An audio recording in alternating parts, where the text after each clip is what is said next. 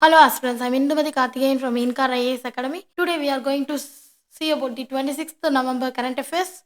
This topic is taken from Delhi edition. The constitution still thrives, let it show India the way. This topic comes under the GS2 Indian constitution, historical underpinning, evolution, feature amendments, and also significant provision and basic structure, and also comes under the topic of preliminary Indian polity and governance. Marks the 75th anniversary of adoption of the Constituent Assembly on the draft of Constitution of India on November 26, 1949. The Union government has announced that it intends to commemorate the momentous occasion with a special joint sitting in a parliament. There are bound to be several self-congratulatory speeches from all sides of our fractious political divide, but the speech that should haunt us, all of us principal draftsmen, the constitution, that is Mr. B.R.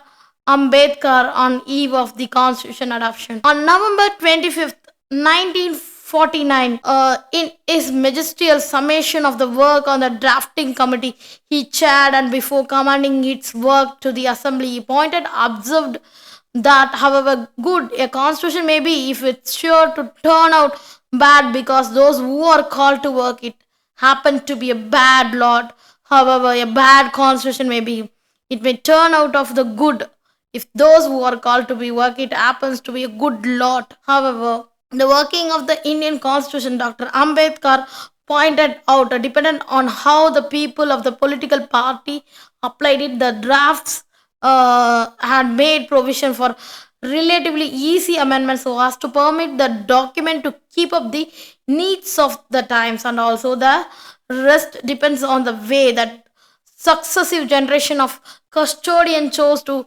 implement in it.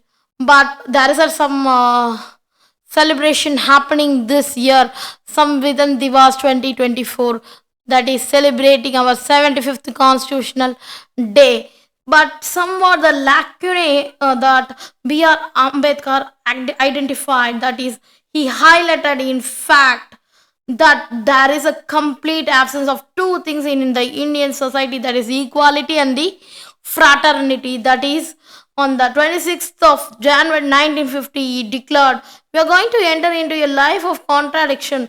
It politics we will have equality, and social and economic life we will have inequality. In politics we will recognize the principle of one man, one vote, and one vote, one value. In our social and economic life, we shall, by reason of our social and economical structure, continue to deny the principle of many one and one values and lives. That is a key question. How long shall we continue to live with this contradiction, and also how long shall we continue to deny equality in our social and also economic life?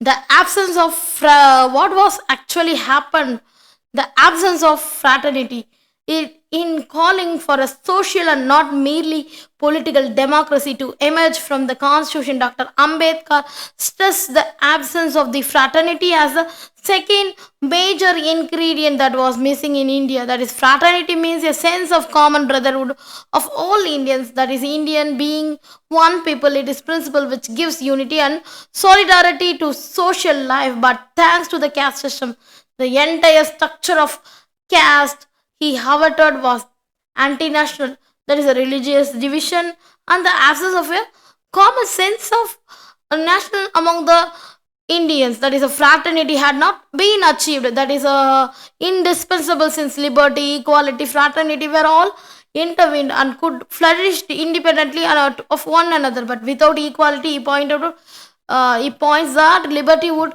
produce the supremacy of the few over the many. Equality without liberty would kill the individual initiative.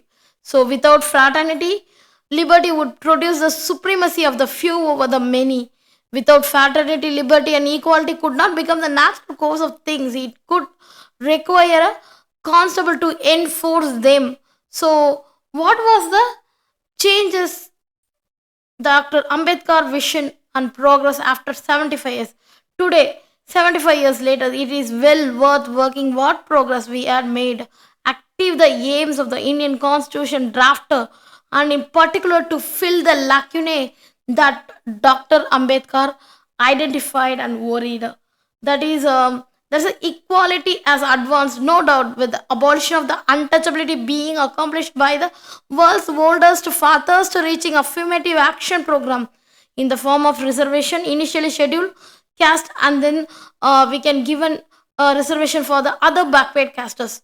So these reservations, which was initially intended to temporary, have now been entrenched to our system and may said be the potentially unchallengeable. But the task of promoting social and economic equality, which Dr. Ambedkar pointed to form yeah, complete one, and also they can clamor for further opportunity for those who believe the Indian society continues to deny them in the equality of outcomes. Then the number warrant continues to roll out our policies in politics, and also there is an escalating demand of the caste census is bound to have further implications for the evolving the India's constitutional practice. The state of fraternity was mobilization of votes of our contentious democracy in the name of caste, creed, religion, and also the language have ensured that social psychological sense of one's that Dr. Ambedkar spoke about is still best in practice and progress. But there is no doubt on the sense of nationalhood that he felt had not come into existence and has now become embedded across the country, and also only one need to crowds to cricket match involving the Indian team on the national outrage and mourning after an international conflict with the Kargil war, Galwan incident, to be aware that the strong sense of the nationhood, despite the persistence of local or sectarian identities, and also there is a caste reservation in the fraternity that is yet by raising the caste reservation, that is India has promoted equality but arguably undermined fraternity. Fraternity had a special place. Dr. Ambedkar vision that word was in many ways in distinctive contribution to the Indian constitutional discourse. It also had an economical dimension with the implicit data to the asset of the better off would be used to uplift the untouchables and also other unfortunates. And also fraternity would both result from the lead to the erosion of social and caste hierarchies. But as a sociologist, Dipankar Gupta has argued that extension of the reservation to the OBC saw caste as an important and important political resource that is plumped and partiality. That is a Professor Gupta always that this is not a spirit of the enlarging fraternity as Ambedkar proposals are, while Dr. Ambedkar ultimate aim was the annihilation of caste from Indian society, that is Mandal Commission, that is caste was not be removed but be represented. So entrenched caste rather than the eliminating it from the public life. There is a high and worrying lows. That is a this debate may well go on. Still, we can grateful accent to the power of very elements of Indian politics who had initially rejected the constitution has not resulted in its abandonment. And also there is a ivory of a Bharatiya Janata Party government celebrating the document of phobias of Rashtriya Swayam Sevak Sangh at the Jana Sangh as found an un-Indian and devoid of soul. What is a conclusion that the independence, Dr. Ambedkar said, is concluding a memorable speech is no doubt of matter of joy. But let us forget the independence has thrown us a greater responsibility. By independence, we have lost the excuse of the blaming of the British anything going wrong. If therefore things go wrong, we will nobody the blame of except ourselves. 75 years later, let us wow the reduce of the number of things we need to blame ourselves for. Let the Constitution shows us the way. Let it be the Constitution always wins the fraternity and brotherhood feeling with our mass. Thank you so much.